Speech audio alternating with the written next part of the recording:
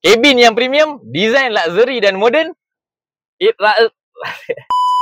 Nak SUV yang tak over tapi komplit? Ini dia X50 1.5 2022 premium, balance semua. Sporty design, size yang compact, air intake, high flow works dan 1.5 engine turbocharged. Facelift bahagian hadapan kereta ni full LED combination dengan projector headlamp, dan untuk bahagian rim tayar dia 18 inci.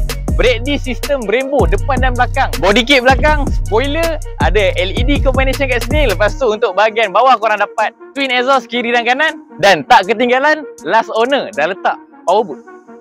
Kabin yang premium, design sporty dan modern, rasa luxury interior. Safety yang penuh lengkap, bawa lebih confident dan tenang. 2 tone colour bahagian interior, multi-function steering, push start button, infotainment yang besar. Dapat 360 kamera, dan untuk bahagian tengah dia korang dapat sport mode, eco mode, hill descent control system, sistem electronic handbrake, armrest leather dan aircon vent bahagian belakang.